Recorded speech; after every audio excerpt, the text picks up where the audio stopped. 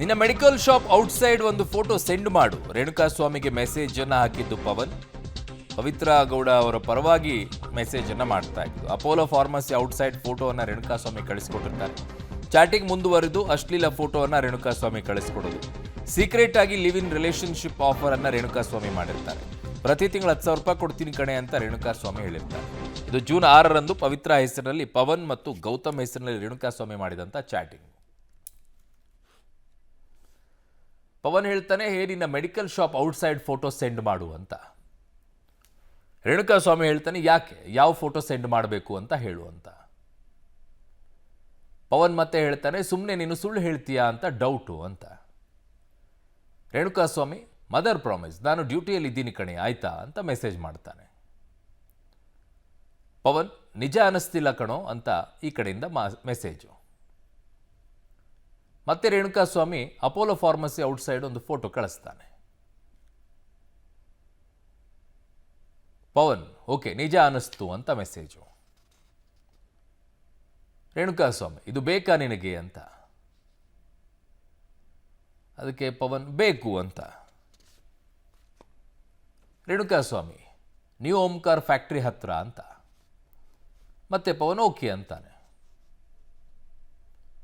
ರೇಣುಕಾಸ್ವಾಮಿ ಅಶ್ಲೀಲ ಫೋಟೋ ಕಳಿಸ್ತಾನೆ. ಅದಕ್ಕೆ ಪವನ್ ಓಕೆ ಬಾಯ್ ಅಂತ ಹೇಳ್ತಾನೆ.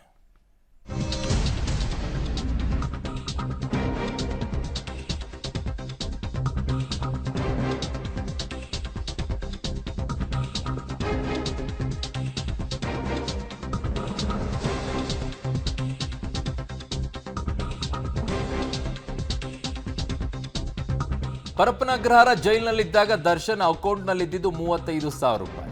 ಬಳ್ಳಾರಿ ಸೆಂಟ್ರಲ್ ಜೈಲಿನಲ್ಲಿ 735 ರೂಪಾಯಿ ಖರ್ಚು ಮಾಡಿರುವಂಥ ದರ್ಶನ್ 9 ದಿನಗಳಲ್ಲಿ 735 ರೂಪಾಯಿ ಖರ್ಚು ಮಾಡಿರುವಂಥದ್ದು ಕೈದಿ ನಂಬರ್ 511. ಕಾಫಿ ಟೀಗಾಗಿ 735 ರೂಪಾಯಿ ಖರ್ಚು ಮಾಡಿಕೊಂಡಿದ್ದಾರೆ. ಅಲ್ಲಿ ಟೋಕನ್ ವ್ಯವಸ್ಥೆ ಇದೆ. ಕೈದಿಗಳ ಖಾಸಗಿ ಅಕೌಂಟ್ನಲ್ಲಿದ್ದಂತಹ ಹಣ ಅದನ್ನು ಬಳಕೆ ಮಾಡ್ಕೊಳ್ಳೋಕ್ಕೆ ಒಂಚೂರು ಅವಕಾಶ ಇರುತ್ತೆ. ಟೋಕನ್ ತಗೊಳ್ಬೇಕಂತೆ. ಪರಪ್ಪನಗ್ರಹಾರ ಜೈಲಿನಲ್ಲಿದ್ದಾಗ 35,000 ರೂಪಾಯಿ ಇತ್ತು.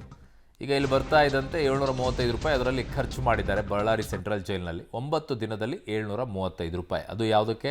ಕಾಫಿ, ಟೀ, ಸಿಗರೇಟು ಇರ್ಬೋದು, ಯಾವ ವ್ಯವಸ್ಥೆಯೂ ಕೊಟ್ಟಿರ್ತಾರೆ. ಕಾರಣ ಅಲ್ಲಿ ಅಂಗಡಿಗಳಿರೋದ್ರಿಂದ ಟೋಕನ್ ವ್ಯವಸ್ಥೆ ಇದೆ, ಅದನ್ನು ಖರೀದಿ ಮಾಡಿಕೊಳ್ಬಹುದು.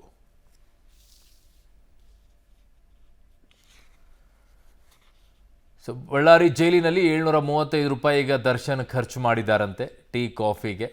ಅದಷ್ಟೇ ತೊಗೊಳಕ್ಕಾಗಿರೋದಿಲ್ಲ, ಸಿಗರೇಟಿಗೂ ಕೂಡ ಕೊಟ್ಟಿರ್ತಾರೆ. ಕಾರಣ ಆ ಚಟ ಇರುವಂಥವ್ರಿಗೆ ಅಷ್ಟು ಸುಲಭವಾಗಿ ಅದನ್ನು ಬಿಟ್ಟಿರೋಕ್ಕಾಗೋದಿಲ್ಲ. ಹಾಗೇನಾದರೂ ಆದರೆ ಚಡಪಡಿಸ್ತಾ ಇರ್ತಾರೆ, ಅನಾರೋಗ್ಯಕ್ಕೆ ತುತ್ತಾಗ್ತಾರೆ. ಹಾಗಾಗಿ ಅದನ್ನು ಕೂಡ ವೈದ್ಯರು ಸಲಹೆ ಕೊಡ್ತಾರೆ. ಏಕಾಏಕಿ ಒಮ್ಮೆ ಬಿಡಿಸ್ಬಿಟ್ರೆ ಅವರ ಆರೋಗ್ಯದ ಮೇಲೆ ಪರಿಣಾಮಗಳು ಬೀರುತ್ತೆ ಅಂಥೇಳಿ. ಹಾಗಾಗಿ ಅದಕ್ಕೆ ಟೋಕನ್ ವ್ಯವಸ್ಥೆ ಏನಿಟ್ಟಿರ್ತಾರೆ ಅದನ್ನು ತೊಗೊಳ್ಳೋಕೆ ಅವಕಾಶವನ್ನು ಮಾಡಿಕೊಡ್ತಾರೆ. ಅವ್ರಿಗೊಂದಿಷ್ಟು ದುಡ್ಡಿನ ಲಿಮಿಟೇಷನ್ ಇರುತ್ತೆ. ಆ ಲಿಮಿಟೇಷನ್ನಲ್ಲಿ ಅವಕಾಶ ಮಾತ್ರ ಇರುತ್ತೆ.